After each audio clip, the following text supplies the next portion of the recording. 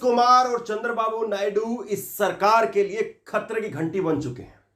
नीतीश कुमार और चंद्रबाबू नायडू इस सरकार को कभी भी गिरा सकते हैं, नरेंद्र मोदी सरकार को। नीतीश कुमार और चंद्रबाबू नायडू वक्फ बोर्ड बिल को लेकर के बहुत बुरी तरीके से घिर गए हैं, फंस गए हैं।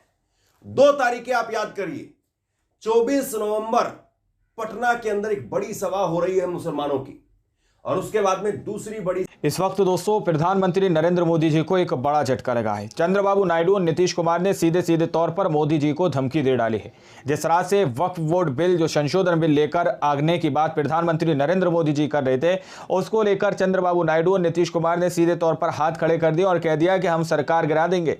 और जिस तरह से मुसलमानों का विरोध देखने को मिल रहा है, तकरीबन 5 लाख मुसलमान जो है जगह जगह जाकर अपनी मीटिंग करते हुए नजर आ रहे हैं दोस्तों। तो किस तरह से मोदी को यहाँ पर एक बड़ा झटका लगा है, या फिर यूं कहिए कि मोदी सरकार की उल्टी गिनती शुरू होती हुई नजर आ रही है। आप लोग इस रिपोर्ट को देखेंगे, जब जाकर आप लोगों को पूरा मामला समझ आएगा। हमारे साथ वरिष्ठ पत्रकार मौजूद है ऑनलाइन न्यूज इंडिया के, आप लोग जरा गौर से सुनिएगा। सिर्फ मुसलमान की मुखालफत करते रहते नहीं होता है, बगैर मुसलमान की बर्बादी के।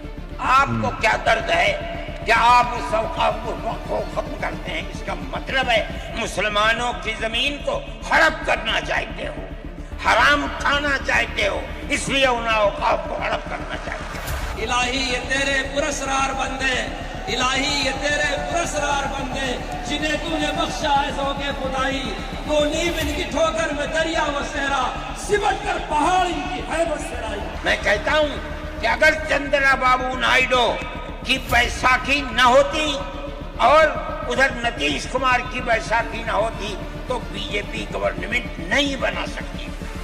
मुल्क की पॉलिसी अगर भाई भाई की होगी, मुल्क जिंदा रहेगा। बिल्कुल सही बात है। औलाद 5, 4, 3 अगर प्यार और मोहब्बत के साथ रहेंगे, वो घर आबाद रहेगा। अगर दुश्मनी होगी, सब बर्बाद हो जाएंगे।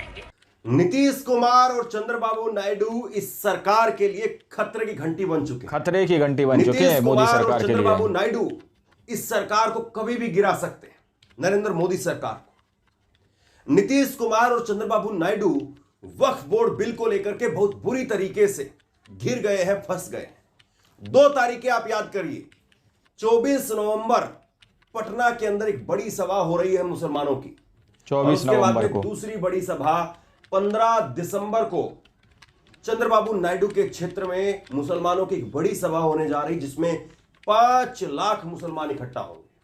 5 लाख आप देखिए कि मुसलमान। मोदी सरकार के लिए किस तरीके से खतरे की घंटी बज गई है। ये तस्वीरें आप देखिए, दिल्ली के अंदर जमीयत उलेमा हिंद ने इंदिरा गांधी स्टेडियम में बड़ी भारी सभा की, और जमीयत उलेमा हिंद के अरशद मदनी ने साफ तौर पर कह दिया कि मुसलमानों को लेकर के बीजेपी सरकार का जो रवैया है उसको बर्दाश्त नहीं कर सकते हैं।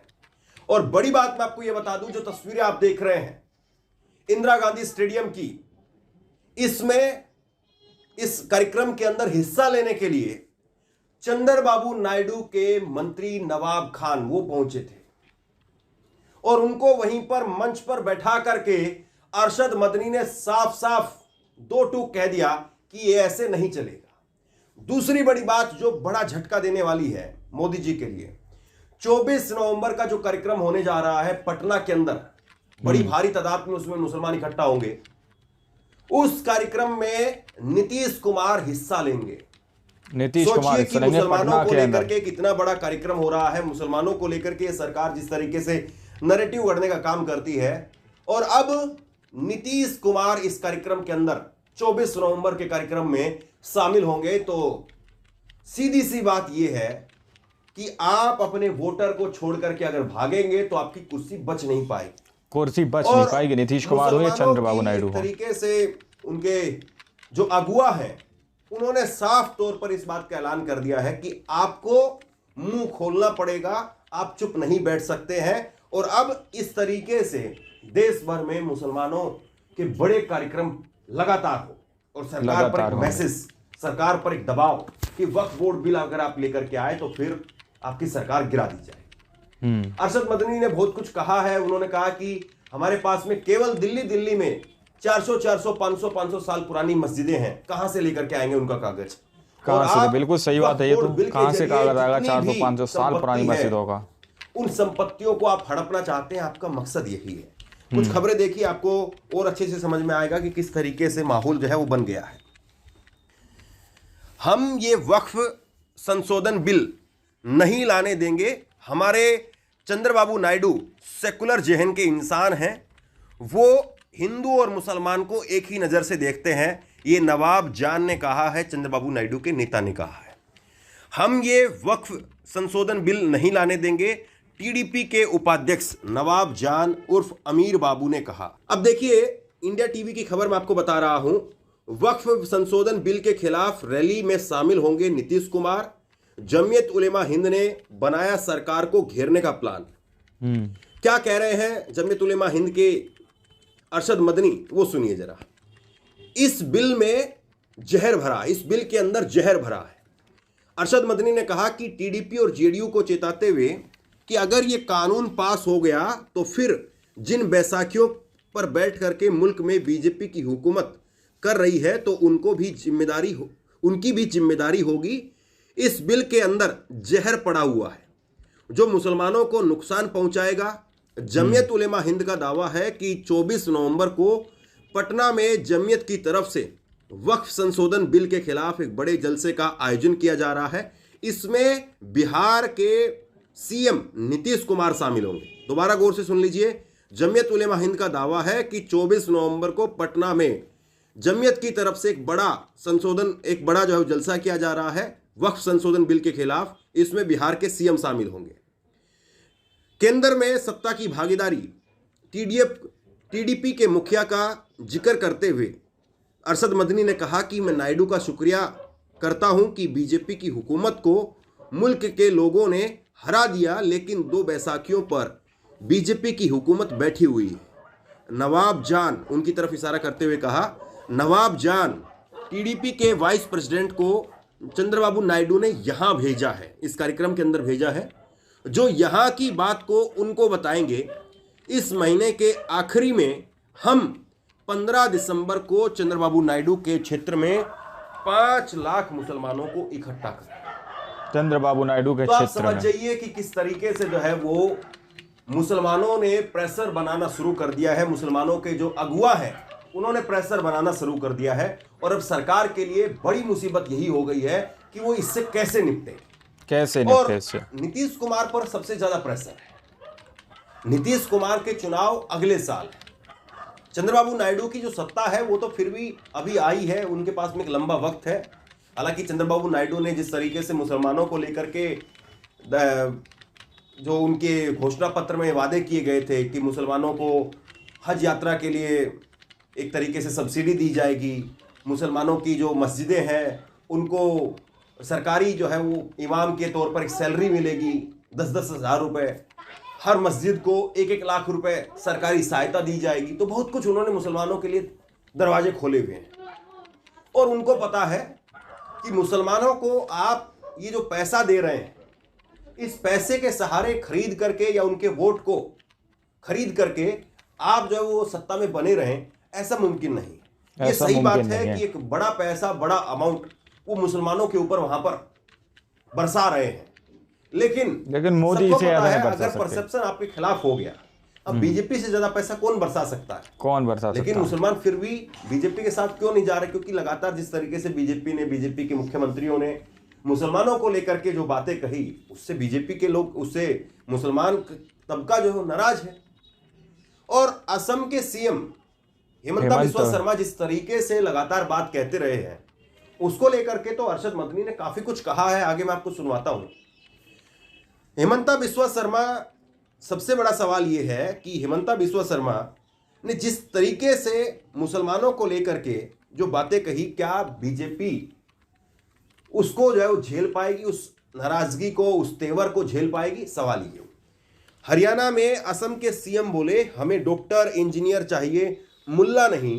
देश में एक बाबर को धक्का देकर बीजेपी के नेता कह रहे हैं 600 मदरसे बंद किए हैं, बाकी भी करूंगा। इस प्रकार से ये हिमंता बिस्वा शर्मा जो है वो लगातार देश भर में देश भर में लगातार इसी तरह से माहौल बना करके मुसलमानों को लेकर के अनाप शनाप बातें या यूं कहें कि जहर उगलते हुए घूमते रहते हैं। ये हरियाणा चुनाव के समय पर उन्होंने बातें कही थी, इसी प्रकार से वो अब झारखंड में लगे हुए हैं। झारखंड में भी इसी तरह से कि अगर इरफान, अंसारी, आलम ये आएंगे तो आपका बहन बेटियों को उजाड़ देंगे, लूट लेंगे, आपके घरों को लूट लेंगे, इस तरह की बातें जो वो कह रहे हैं। और बीजेपी वो जानती है कि हेमंता बिस्वा शर्मा से उसको फायदा होता है, लेकिन आखिरी में एक बड़ा तबका जो नीतीश और नायडू का है वो मुसलमान ही है, और मुसलमानों को नाराज करके नीतीश और नायडू सरकार में बने नहीं रह सकते हैं। चंद्रबाबू नायडू के लिए तो फिर भी ये राहत है कि उनके पास में वक्त है अभी, लेकिन नीतीश कुमार उनके पास वक्त नहीं, अगले साल चुनाव होने, और अगले साल चुनाव में अगर नीतीश कुमार को वहां के लोगों ने ठेंगा दिखा दिया, मुसलमानों ने ठेंगा दिखा दिया, तो नीतीश कुमार दहाई के आंकड़े तक नहीं पहुंच पाएंगे। और नीतीश कुमार अगर दहाई के आंकड़े तक नहीं पहुंचे तो फिर मामला बिल्कुल सफाचट होगा। नीतीश कुमार को बीजेपी कोई सिर पर बैठा करके रखने वाली नहीं है, और नीतीश कुमार अभी भी जो 40-42 सीटें उनकी है, या पहले जो 70-80 सीटों के आसपास घूमते रहते थे, उसमें एक बड़ा हिस्सेदारी जो है वो मुसलमानों की है। दोस्तों, आप लोगों ने इस वीडियो को शुरू से आखिर तक देखा। वीडियो के अंदर सारी बातें बताई गई कि किस तरह से तकरीबन 5 लाख मुसलमान जो है पटना के अंदर मीटिंग करने जा रहे हैं, और लाखों की तादाद में दिल्ली के इंदिरा गांधी स्टेडियम के अंदर भी मुसलमानों ने मीटिंग की है। जिस तरह से हेमंता बिस्वा शर्मा बार बार मुसलमानों को लेकर बातें कहते हुए नजर आते हैं, प्रधानमंत्री नरेंद्र मोदी जी झारखंड के अंदर मुसलमानों को टारगेट करते हुए नजर आते हैं। अब सीधे तौर पर जो है प्रेशर बनाना शुरू कर दिया गया है मुसलमानों की तरफ से। लाखों की तादाद में मुसलमान पटना के अंदर जो है अपनी मीटिंग करने जा रहे हैं, जिसके अंदर दावा किया जा रहा है कि नीतीश कुमार भी शामिल होंगे। यानी कि जो वक्फ बोर्ड संशोधन बिल लाने की बात मोदी जी कर रहे हैं, उसको रोकने का प्रयास मुसलमान करते हुए नजर आ रहे हैं, जिससे सीधे तौर पर नीतीश कुमार और चंद्रबाबू नायडू को उन लोगों ने समझाने की कोशिश की है। क्योंकि जिस तरह से चंद्रबाबू नायडू और नीतीश कुमार जो है, उनका एक बहुत बड़ा वोट बैंक जो है दोस्तों वो मुसलमानों का है। मुसलमानों के साथ से ही वो आज सत्ता के अंदर मौजूद है। तो अब सीधे तौर पर नीतीश कुमार और चंद्रबाबू नायडू के ऊपर भी प्रेशर बनाया जा रहा है। दावा यह किया जा रहा है कि अगर प्रधानमंत्री नरेंद्र मोदी जी इस बात को नहीं मानते और वक्फ बोर्ड जो संशोधन बिल है उसको नहीं रोकते हैं, तो कहीं ना कहीं नीतीश कुमार और चंद्रबाबू नायडू अपना समर्थन वापस ले सकते हैं दोस्तों। और इंडिया अलायंस की तरफ से तो पहले ही नीतीश कुमार के सामने, चंद्रबाबू नायडू के सामने बहुत सारे ऑफर्स हैं कि तुम इंडिया अलायंस के अंदर आ जाओ और तुम्हें जैसे चाहो वैसे अपने सत्ता को चलाओ। इस तरह के ऑप्शन बहुत सारे उनके आगे हैं। तो ये मोदी जी के लिए काफ़ी चिंता की राहत, जो चिंता की वजह दोस्तों वो बनती हुई नजर आ रही है, और इंडिया अलायंस के लिए एक राहत की वजह है दोस्तों। बाकी आप लोग क्या सोचते हैं इस पूरी रिपोर्ट के बारे में, अपनी राय कमेंट सेक्शन में जरूर दीजिएगा। सच्ची पक्की खबरें देखने के लिए चैनल को सब्सक्राइब कीजिए। मिलते हैं अगली वीडियो में, जब तक के लिए जय हिंद, जय भारत।